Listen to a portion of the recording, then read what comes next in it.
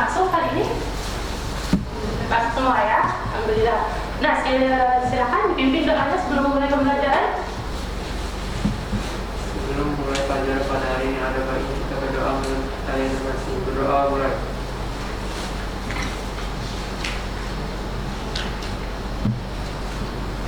Berdoa mulai. Baik, terima kasih.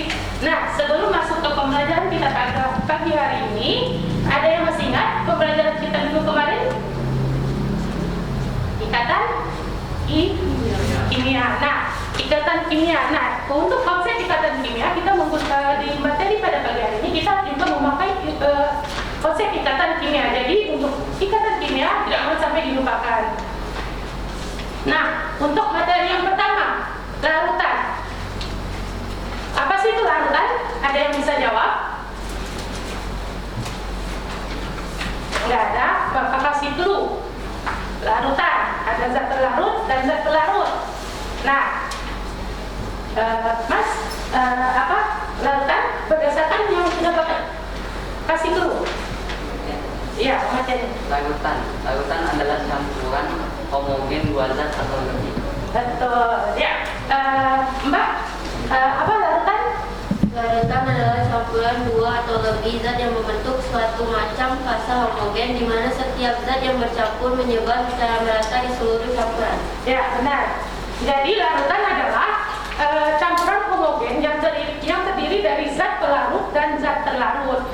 Nah, ingat zat terlarut ini ada senyawa ion dan senyawa kovalen. Ingat konsep ikatan kimia. Nah, lanjut. Larutan itu terdiri dari larutan elektrolit dan larutan non elektrolit. Larutan elektrolit adalah, ada yang tahu? Ya, silakan. Larutan elektrolit merupakan larutan yang dapat menghantarkan arus listrik karena mengandung ion-ion atau partikel-partikel yang bergerak bebas. Ya, betul sekali. Nah, jadi larutan itu terdiri dari larutan elektrolit dan larutan non-elektrolit. Larutan elektrolit adalah larutan yang bisa menghantarkan listrik karena terdapat ion-ion yang bergerak bebas. Nah, larutan elektrolit ini berdasarkan senyawa zat terlarutnya itu terbagi dari ada zat ion, senyawa ion dan senyawa kovalen. Nah, apabila senyawa ion atau senyawa kovalen itu terionisasi atau terdisosiasi secara sempurna, maka dia dikatakan sebagai elektrolit kuat. Dan apabila dia tidak terionisasi atau tidak terdisosiasi secara sempurna atau sebagian, maka dia dikatakan sebagai elektrolit lemah. Nah, apa sih ionisasi? Ingat konsep ikatan kimianya. Ionisasi adalah, yang bisa jawab? Oke. Nah, jadi ionisasi merupakan perubahan senyawa kovalen dalam air menjadi ion-ionnya. Begitu juga dengan disosiasi. Disosiasi merupakan perubahan senyawa ion dalam air menjadi ion-ionnya. Jadi perbedaannya, ionisasi itu perubahan senyawa kovalen dan disosiasi itu perubahan senyawa ion. Nah, sampai di sini sudah paham semuanya? Paham. Nah, kalau paham, ada yang bisa bantu Bapak untuk menjelaskan gambar ini? Ada yang bisa bantu?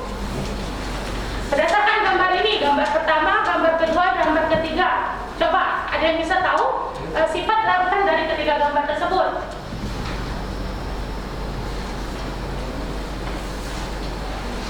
Mas, silakan coba. Gambar pertama tuh larutan elektrolit, larutan non elektrolit. Ya, yang kedua? Elektrolit. Yang ketiga? Elektrolit lemah. Oke, betul ya. Nah, jadi dia yang pertama ini tidak terurai atau tidak terionisasi. Dia masih dalam bentuk senyawa. Nah, jadi tidak ada pergerakan ion-ion bebas, maka dia tidak bisa menghantarkan arus listrik. Jadi dia tidak tergolong dalam non-elektrolit. Nah, yang di tengah ini merupakan elektrolit kuat karena dia terionisasi secara sempurna. Dia berubah menjadi ion-ionnya, berubah menjadi ion dan anion dan kationnya, sehingga dia ada pergerakan ion bebas di situ dan dapat menghantarkan arus listrik. Nah, begitu juga dengan yang gambar terakhir, dia hanya terionisasi sebagian. Jadi dia merupakan elektrolit lemah.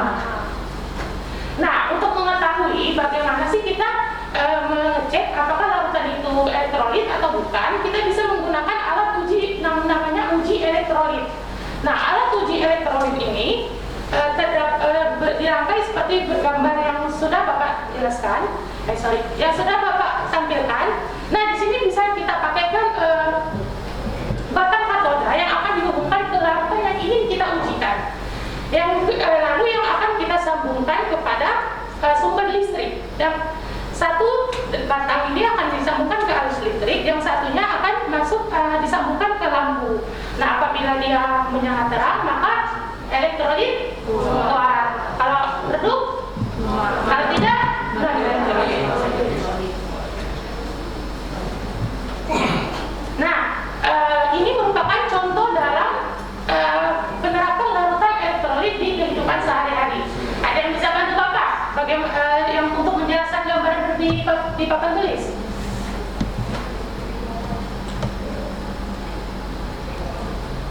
Ada yang pernah lihat orang menangkap ikan dengan listrik?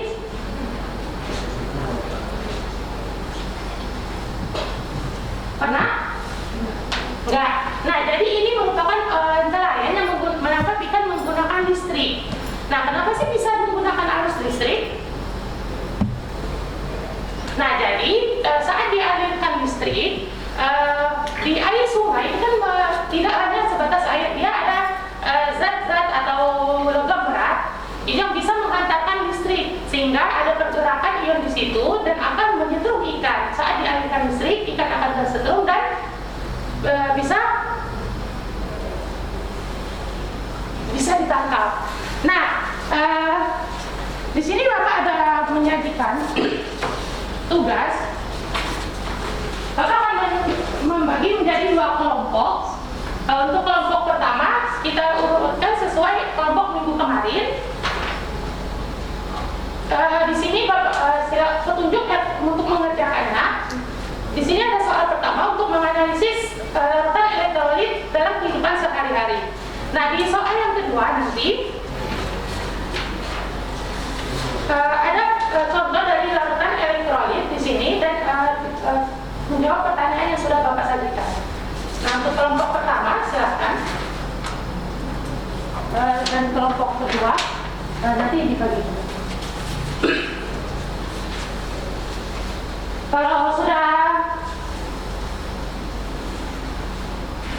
oke, nanti tugasnya ini untuk tugas di rumah ya. Nanti kelompoknya disesuaikan.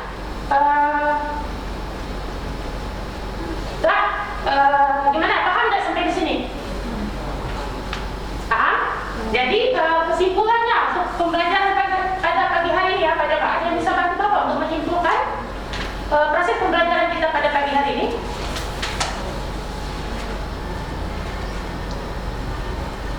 Pertama, apa itu larutan? Larutan adalah campuran homogen 2 zat atau lebih. Kedua, apa itu larutan elektrolit?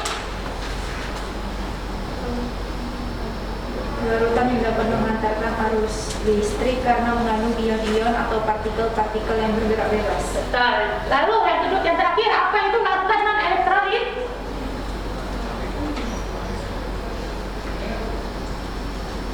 Larutan non elektrolit adalah Larutan yang tidak terurai menjadi ion-ion, melainkan tetap dalam bentuk molekul yang tidak bermuatan listrik. betul. Nah, itu saja pembelajaran kita pada pagi hari ini. Semoga bisa bermanfaat.